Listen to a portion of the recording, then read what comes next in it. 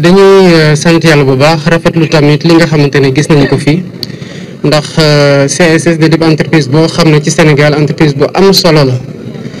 état bi nag fonk ko trop ndax ci wàllu wu mu nekk di ci yëngatu muy lépp lu jëm ci suukar ak ni ñu koy soxla ci bés bu ne que mu nekk ci consommation courante sénégalais yi wala mu nekk sax ci loo xamante ne dañ koy soxla ci usines yi. li ñu ciy rafetlu nag mooy au-delà du fait que CSS mu ngi def ay investissement yu am solo depuis bi ñu créé usine bi ba tey mu ngi am ay extension ba yaatal lu bare waaye tamit mu ngi moderniser système yëpp yi nga xamante ne agricole industriel yi nga xamante ne installé nañ ko fi. taxawul tamit investissement yooyu ñu ngi continuer tey CSS mu ngi produire 140 000 tonnes de sucre am na yéen a dem ba 220 000 tonnes de sucre. am na loo xamante ne jébal nañu ko di ko xaar ci nguur gi ci accompagnement ñi nga xamante ne ñoom la sant liggéey bi ñu ngi ci xam naa bu ñu paree dinañ waxtaan ak waa CSS xool ci yan condition lañ ko mën a defee ba CSS gis ci boppam ba état du Sénégal gis ci boppam waaye surtout que population yi gis ci seen bopp mën a santeer ne que bokk nañ ci projet bi CSS bi ci nu muy amee ambition développement gën a yaatu évidemment dañ ko accompagner ci loolu.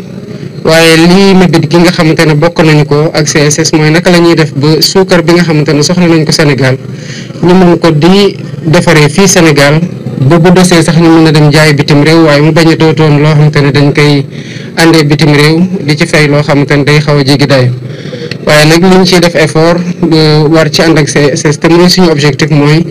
même bu nekkee li ñuy soxla ci suukar yi fii lañ koy jëlee Sénégal mais population yi mën ko ci am ci prix boo xamante ne duñu soxla uti suukar feneen ci yeneen pexe évidemment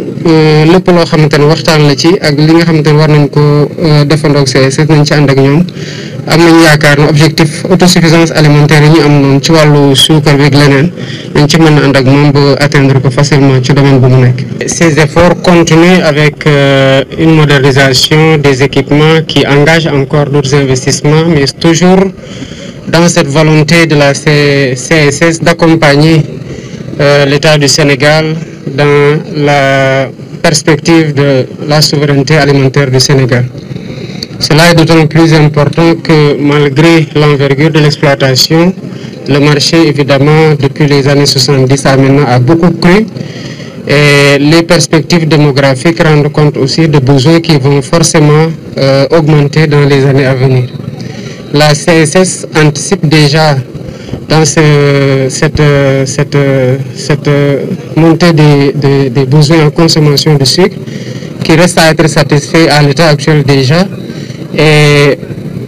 veut passer de 140 000 tonnes à 220 000 tonnes avec évidemment d'autres leviers qui sont activés pour davantage d'optimisation dans les process de production du sucre fini et qui font aussi aidés par les aménagements hydro-agricoles et les nouvelles techniques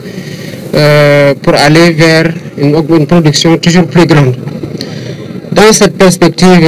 elle ne peut compter que sur l'accompagnement de l'État, puisque aujourd'hui nos objectifs et ceux de la CSS sont parfaitement alignés et orientés vers cet objectif stratégique et cette priorité pour nous qui est de satisfaire le marché national à partir de la production locale, évidemment en veillant à ce que les prix soient maîtrisés pour que le consommateur puisse évidemment se satisfaire du produit sénégalais produit à la CSS ici ou ailleurs.